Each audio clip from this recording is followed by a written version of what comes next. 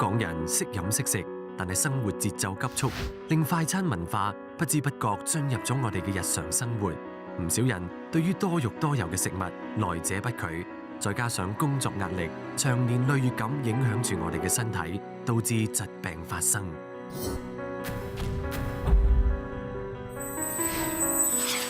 大部分嘅腸癌都係由息肉演變而成。其實只要喺息肉未變化成腫瘤之前及早檢查出嚟並且切除嘅話，其實大部分嘅患者都可以避免病情惡化。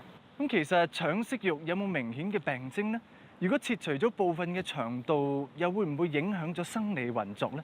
想要解答呢啲問題，就等我帶大家先嚟一次腸道漫遊。人體嘅腸分為小腸同埋大腸兩個部分。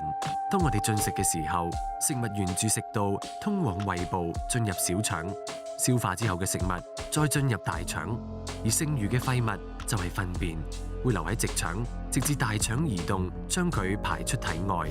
而大部分嘅腸癌就係發生喺大腸，即係結腸同埋直腸嘅位置。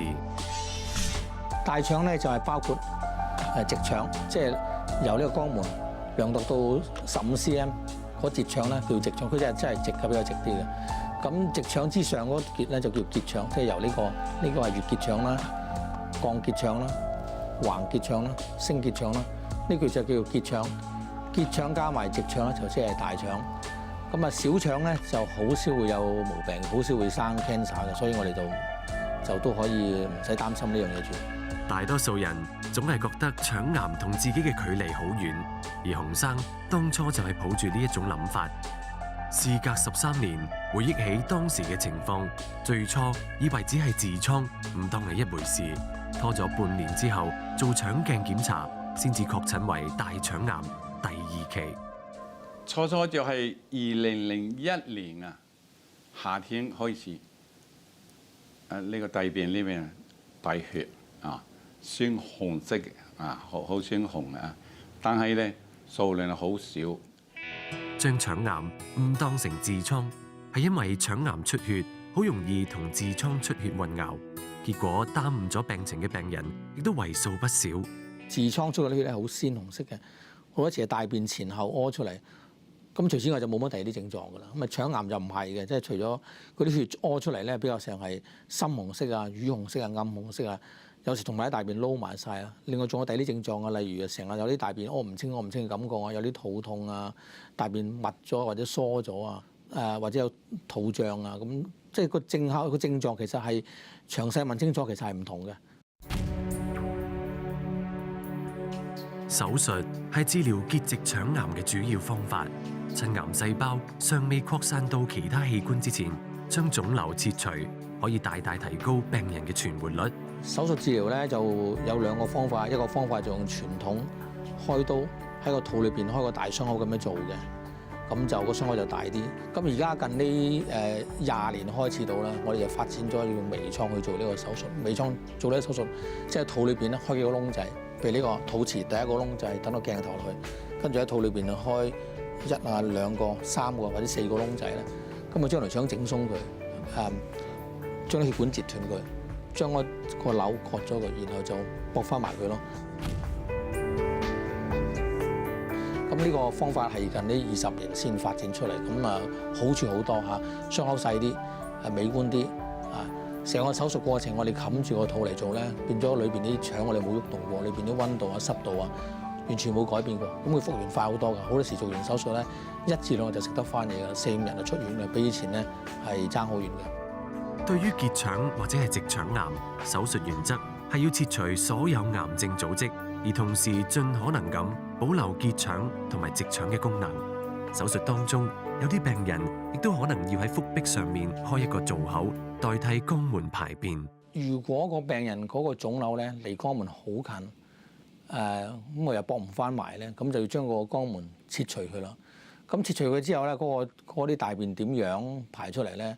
咁喺咁嘅情況之下咧，我哋會喺個肚皮嗰度咧做一個造口，呢個造口叫做結腸造口，就好似呢個位咁樣，就係將月結腸將佢掹咗出嚟個皮膚嗰度咧，就駁落去，將聯絡個皮膚嗰度咧，咁啊成為一個結腸造口。咁啲大便點排出嚟就通過呢個造口排出嚟嘅。咁排出嚟啊，我哋點樣去將啲大便儲存咧？就用個袋，呢個袋咧就好似呢個咁嘅袋就咁樣，我哋將啲筷子搣開佢，咁佢咧就會黐落個皮膚度，咁啲大便咧就喺呢度流出嚟㗎啦。咁個大袋滿咗之後，你咪成個袋換咗佢。當時就決定即刻要做手術，佢話唔可以拖啦。第4日就做手術，做手術嗰陣就係隔咗呢個24公分啊。佢呢度都準備開呢個叫做造口啊。如果駁唔到肛門就造口。手術做完之後睇到，都可以駁到。啊，好彩呢個冇咗造口啊。而家我哋啲技術咧，其實絕大部分嗰啲個案咧都係唔需要切除個肛門嘅。咁如果真係保留唔到個肛門，要做個永久性嘅造口咧，咁呢一方面咧，我哋有啲造口護士咧幫佢跟進啊，幫佢打理個造口啊。基本上咧，其實做過晒好多研究咧，基本上個生活都可以好正常嘅。醫學界一般會從腫瘤嘅侵蝕程度、淋巴轉移嘅數目同埋擴散嘅情況，分別出腫瘤嘅階段，從而評估病況。而腸癌病人最關心嘅就係會唔會復發，同埋有冇生命威脅。喺第一、第二期嘅病人咧，其實做完手術之後已經係可以講係已經西醫可以做嘅，已經做晒啦。咁其實佢哋大部分都已經可以醫翻好嘅，講緊嗰個存活率係90%或以上嘅。咁但係第3期嘅病人，即係話一影響咗淋巴嗰啲病人咧，個翻發機會高嘅。譬如話1到3粒淋巴影響咗嘅病人咧，翻發機會差唔多係30%。咁如果係4粒或者以上咧，差唔多去到60%嘅。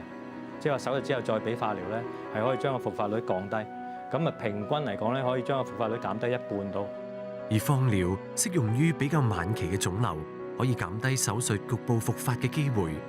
一般嚟講，直腸癌嘅病人接受放療嘅比率較結腸癌嘅病人為高，直腸癌嘅局部復發率可以高達50個百分率。不過，如果手術成功，再加上適當咁配合放療，復發率可以降低至3個百分率。抽嚟到恢復幾日咧，佢話都要做呢個放療。佢怕呢個癌症細胞都有，怕佢轉移啊復發㗎，都要做放療。咁啊1次、2次、3次做過28次之後，成個人落晒型，一下就跌咗22斤啊！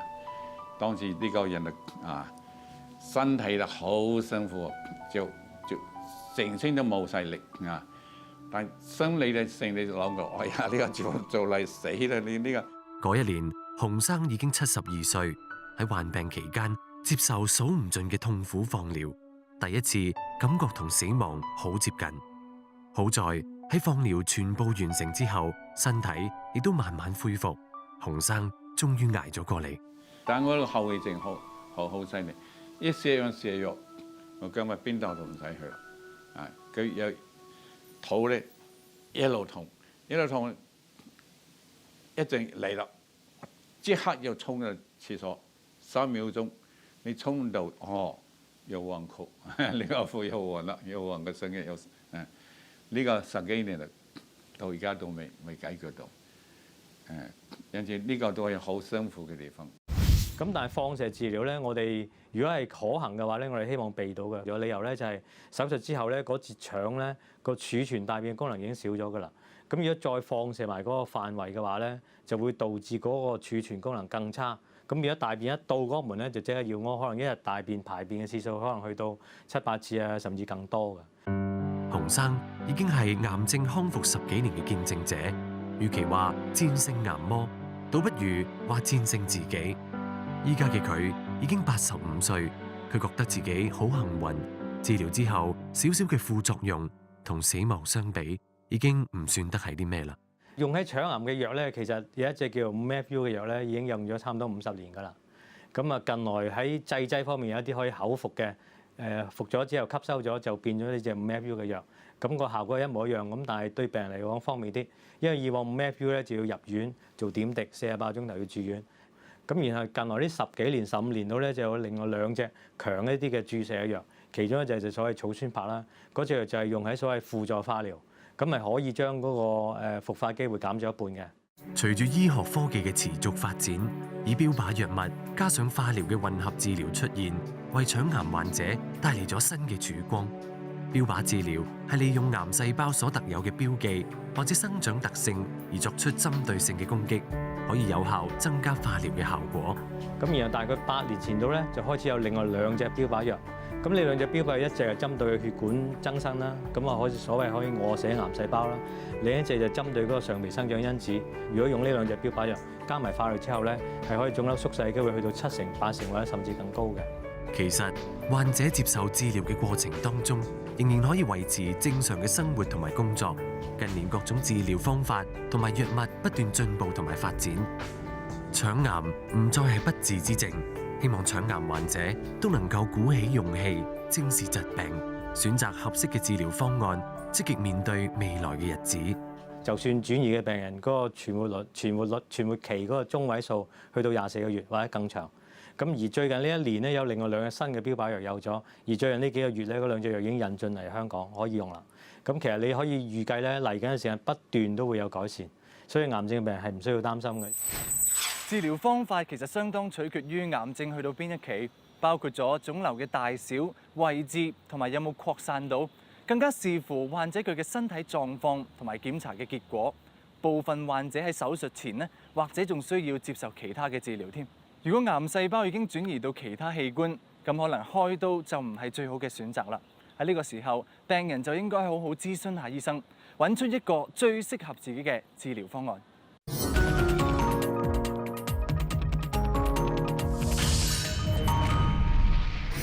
大腸癌一般都需要較長嘅治療同埋康復時間，而每當病人被診斷到患上癌症嘅時候，好多人都會好擔心同埋好驚。喺呢個時候，病人除咗綜合治療之外，其實最應該就係保持樂觀嘅心情、輕鬆嘅心態，同埋戰勝病魔嘅信心。可能第一條就係調整你個身體，你個心境非常之緊要啊！如果你心境好咧，自然而然精神抵抗力就強。第一，你要睇透呢個病，呢個病係自然嘅規律，呢度唔使受。由於患病喺做手術同埋治療期間，對原有嘅生活唔多唔少都會造成衝擊。洪生喺康復之後開始思考生命嘅意義，希望盡快投入正常嘅生活。又覺得唱歌一唱咧，覺得好好玩啊！唱歌唱就對身體咧都恢復得快啲，而且自己覺得呢個可以心境應該調整一下啦啊！冇成日諗到呢個事，開心一日過一日啊！就係咁樣，又唱歌又寫歌又編歌。洪生一向身體好好，就連感冒都好少。喺年青嘅時候，亦都有打波同埋游水，生活習慣亦都冇咩大嘅問題。洪生唔忿氣，屋企人入面冇人患腸癌，點解自己會得到呢個病呢？其實大腸癌大部分都揾唔到一個特別嘅遺傳因素，而呢一部分人就大概佔咗90至95個百分率。咁喺我哋以前嗰個數據嚟講咧，如果你喺香港50歲以下生一個腸癌咧，你大概都有15% 嘅機會咧，係真係一個遺傳性腸癌嘅基因攜帶者嘅嚇。咁喺呢啲基因測試入邊咧，其中有一種係最常見嘅遺傳性腸癌咧，就叫做一個叫做遺傳性非息肉結直腸綜合症嚇。咁呢個咧就係100個腸癌病入邊咧，有4個係屬於呢一種遺傳性腸癌嘅患者嚟嘅。呢一啲人士與生俱來就有一組錯配修補基因壞咗，亦即係基因突變。如果有好多錯誤嘅時候，細胞就會有機會變成癌細胞，從而導致佢哋患癌嘅機會比常人高好多。正因為咁樣，錯配修補基因其實就係做緊一個好重要嘅工作。佢喺我哋細胞複製嘅過程當中，令到 DNA 唔好產生錯誤，對我哋嘅細胞穩定性有一個好似保護傘嘅作用。我哋初步對呢啲懷疑係遺傳性腸癌嘅患者咧，我哋就會借翻佢患癌當日割出嚟嗰個組織去做呢一個測試，睇一睇有冇呢個微衛星不穩定性嘅現象。咁如果有嘅話咧，我哋就知道屬於呢一種遺傳性嘅腸癌嘅機會就好高啦。咁所以咧，我哋就會幫佢抽血去做一個錯配修補基因嘅基因排序。根據香港腸癌嘅病發率數據顯示，一般都要到50至到60歲，病發率先至會飆升。市民如果想做遺傳性腸癌基因診斷測試嘅話，就必須要符合一啲條件啦。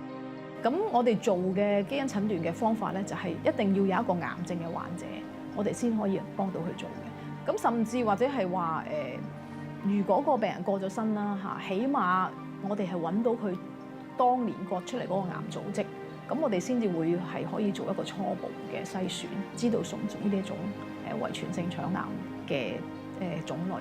咁我哋知道咧，而家呢一種咁嘅基因嘅遺傳咧係50% 機會嘅，即係話咧，如果我哋喺一個家庭入邊有一個成員真係揾到嗰個錯配修補基因壞咗嘅話咧，佢嘅兄弟姊妹啦、父母啦或者仔女咧，其實係有一半，每一個人都係有一半機會可以遺傳咗呢個基因。其實對家庭嘅幫助程度係好難用數目嚟形容。呢一啲基因攜帶者，如果生息肉嘅話，變腸癌嘅速度其實會快過其他人。佢哋一生之中有80%機會會患上癌症，而且患上咗一次之後，復發機會亦都相當之高。所以呢一個基因診斷對嗰啲家庭係有相當大嘅幫助嘅。如果你計香港一年有4000幾宗嘅腸癌啦，咁如果4% 係因為呢個遺傳嘅話咧，一年都會有160個病人咧係因為呢個遺傳而導致腸癌嚇。咁但係我哋唔好唔記得就係話一個腸癌，如果係一個80歲嘅人發生，同係一個40歲嘅人發生咧，對嗰個家庭嗰個影響咧係好大分別嘅。咁你諗下，如果你40幾歲嘅時候生一個腸癌咧，咁你又要養幾個小朋友供書教學嘅時候，你係經濟支柱嘅時候咧，其實嗰個打擊對嗰個家庭咧係好大嘅。經歷過呢一個病，洪生依家面對住生死都能夠處之泰然。佢亦都珍惜住每一日，仔女都喺外國，平時嘅生活就係同太太一齊，每個星期2次嘅唱歌練習，洪太都會陪伴喺身邊，兩個老人就係咁互相扶持。洪生面對住逆境，從不退縮。作為洪生合唱團嘅隊友，都被佢嗰一份堅毅嘅精神所打動。2013年，泰山功德會會長陳英傑為咗紀念亡母，舉行咗一次登泰山傳聖火嘅活動，希望將愛心傳遍世界。80幾歲嘅洪生本來打算缺席，但係為咗慈善，都係決定帶病參加。本嚟咧，我哋身體都唔幾好，唔想去。佢話一定要去，因為我同佢寫咗一個歌叫做《泰山傳聖火》呢個歌。一去泰山嗰日嘅朝早6點就起身坐飛機去咗。一嚟去到泰山，我哋就開始活動啦，成日哇10幾個鐘，已經身體就唔得啦，呢個腳就開始腫。我由衷咁佩服佢咯，尊重佢。諗起上泰山嗰日咧，係完全嗰對腳係屈唔到嘅。你好人都行平路，佢都好艱難咁行，兩隻手兩隻腳咁一步一步咁爬上泰山頂，嗰個慈恩亭去嘅。你話咁你係咪鐵人先做得到啊？洪生自從患咗大腸癌之後，無論佢嘅太太又或者係隊友，都一直陪佢共度難關，鼓勵佢同疾病作鬥爭，令到佢明白到原來自己嘅生活仍然存在住無限嘅關懷、希望同埋祝福。阿洪生當年診斷嗰時咧，個症狀就係大便有血啦，同埋有啲好似鼻涕咁嘅嘢。咁但係因為咧，好多人嚟講大便出血就以為係痔瘡嘅。咁當時佢所以可能係一段時間之後先至揾醫生診斷到啦。咁阿洪生做咗治療之後，到今日一直都冇事啦。咁但係留意到一點咧，佢跟住嗰幾年都不斷定期做內窺鏡啦。咁都再見到有息肉，亦都拎咗息肉㗎。咁呢個亦都係我哋腫瘤嘅腸癌嘅腫瘤嘅病人醫咗之後要做嘅嘢，就係定期要做內窺鏡。我哋嘅遺傳性腸癌基因診斷化驗室已經幫助超過1000個家庭做過基因測試，當中就證實咗有500個人係帶住錯配修補基因嘅突變。咁其實如果唔係做咗呢個基因測試嘅話，佢哋未必會知道自己係高危人士，亦都未必會做適當嘅預防措施。2011年，腸癌成為香港10大癌症嘅首位。喺本港確診嘅案例達到4450宗。要預防腸癌嘅突襲，就應該進行定期檢查，了解身體狀況。